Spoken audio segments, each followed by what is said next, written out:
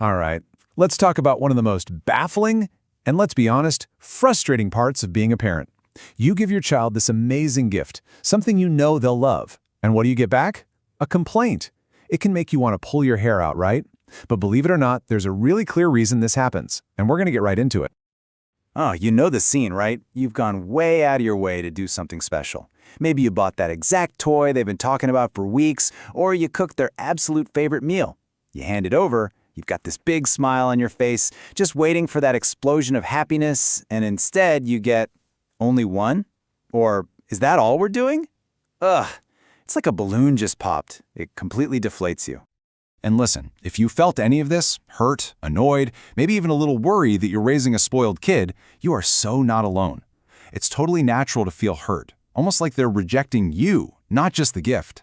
It's okay to be irritated that your effort got a complaint instead of a thank you. All those feelings are completely valid, and they're happening because of a really common, predictable clash that's going on. So here's the most important thing I want you to hear today. This is not a flaw in your parenting. Seriously, it's not a sign you're doing something wrong. It's just a totally normal collision course between your grown-up brain and their still developing one. It's not a parenting fail, it's a perspective gap.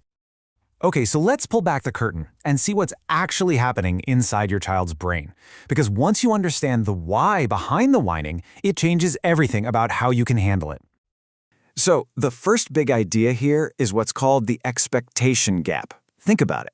The second you say, "we're getting a treat," your child's imagination just takes off like a rocket.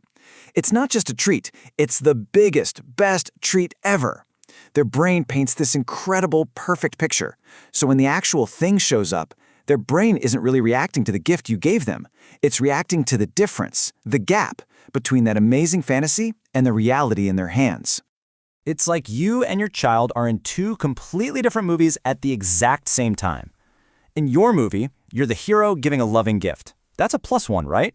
But in their movie, what they got doesn't match the blockbuster they had in their head. So for them, it's a letdown, a -1. Same event, but you're standing on opposite sides of that expectation gap. And this all happens because, let's face it, your child's brain is still under construction. A few things are going on. First, the brain circuits for "I want it" and "thank you so much," well, they rarely fire at the same time in a little kid. The wanting part is just so much stronger, it completely bulldozes the gratitude part. Then there's the fact that thinking about how you might feel, that's a really advanced skill they're still working on. And of course, impulse control is pretty much non-existent. The thought pops in their head and it comes right out of their mouth. No filter. So this is the big mindset shift, okay? Their complaint isn't a rejection of your love. It's not. It's just an unfiltered, raw expression of their desire. It's their brain basically screaming, "This isn't what I pictured." It's not personal, it's just developmental. Okay, so that's the why. It makes sense, right? But what do you actually do in the moment? Let's get into the how. I've got a super practical blueprint for you that can really change how these moments go down. Here it is. This is the golden rule. The one thing to remember above all else. Acknowledge the feeling, uphold the rule. That's it. You're not trying to squash their feelings, but you're also not caving to their demands. You're going to do both at the same time. See their emotion and hold the line.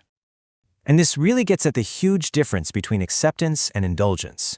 Indulgence is when you go, okay, you're upset, fine, we'll get another one. That just teaches them that complaining is the magic button to get what they want. But acceptance? That's when you say, "I see you're upset, but the rule stays the same." That's what teaches them how to deal with disappointment, which is a skill they definitely need for life. So, how do we actually do this? Here's a simple 5-step playbook. Step 1, set the frame before you even get there. Hey, just so you know, today we're getting one toy.